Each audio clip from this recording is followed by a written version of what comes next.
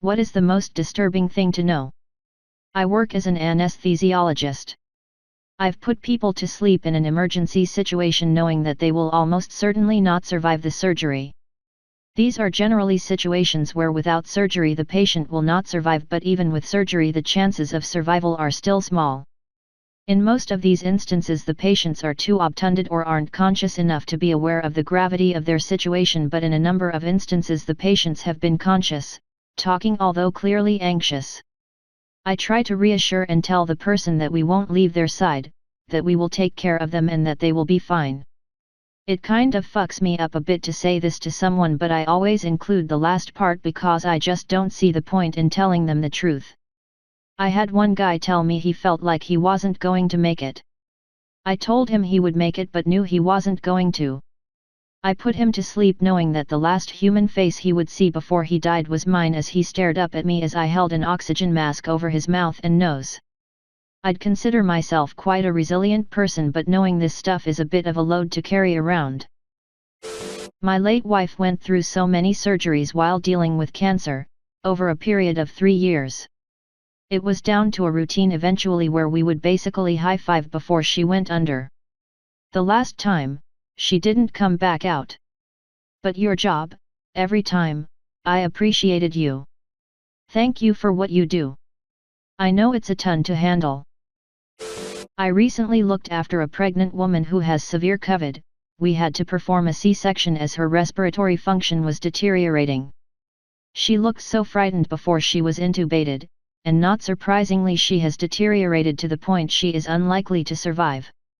The terrified look on her face makes me tear up whenever I think about it. Edit. I woke up to lots of responses. I'll try to cover the questions asked. For context, I'm a midwife in England. Pregnant women have a suppressed immune system so that it doesn't attack the fetus. They also have reduced functional lung capacity. We saw hardly any pregnant women with COVID in the first 2 waves due to strict lockdown. When the vaccines started to be given, pregnant women were initially advised by health agencies not to have it until potential side effects were better known. Unfortunately, by the time the advice changed, only quite recently, women were too scared and mostly declining it until after the baby is born.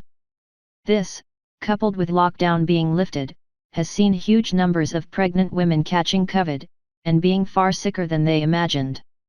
The current hospital I work at has an ICU full of 2 groups of COVID patients, obese men, of all ages, and pregnant women. All unvaccinated. It's also shocking how quickly they're deteriorating. I work 12.5 hours shifts and have seen 3 women go from managing on non-invasive ventilation to needing full intubation in that space of time. Unfortunately, once they are intubated it can be incredibly difficult to get to the point that they can be safely extubated. This particular woman is in her mid-20s, Southern Asian, otherwise fit and well. Unfortunately now she doesn't just have COVID, she has other complications caused by being ventilated, and severe sepsis. They are going to try something called ECMO as a last-ditch attempt to save her. She has a toddler at home, and will likely never meet her newborn baby. He is doing very well. I am encouraging all women I meet to take up their vaccine, but am being met with a lot of resistance. It's purely fear. They aren't anti-vaxxers, they just feel safer waiting until after the birth. I feel there needs to be a much louder and clearer public health campaign by the government, but as yet, nothing. I'm an anesthesia resident. Last year we had a patient come to an emergency C-section. She was pregnant with triplets and went into labor early, 32 weeks. C-section went without any complications, but we were called to the floor because she started to hyperventilate, decrease SO2%, etc. Long story short, my attending decided to intubate, so I went about explaining to her why it needed to be done and that she was going to sleep for a while. The look of complete trust in her eyes is the one thing I have kept in my memory. She never imagined she was going to die 3 days later in the ICU, only seeing her 3 baby girls once. She was also just 24 years old. A few days later, her husband was on the news. He was asking for help because they were very poor and he couldn't pay for the funeral expenses and formula and diapers and everything else needed for 3 babies. It's probably one of the few cases I have seen the aftermath of what happened in regards to the family. Sometimes I wonder if the patients actually understand what we are trying to tell them. They are usually very scared or too out of it to realize what is about to happen. We see their eyes close for the last time. Sometimes they are filled with hope, and others with defeat. It's our burden to carry, I guess. My mum was a nurse for many years and she said the same thing. One thing she told me about that really struck me was when patients themselves knew how long they could hold on for and held on long enough to say goodbye to their families.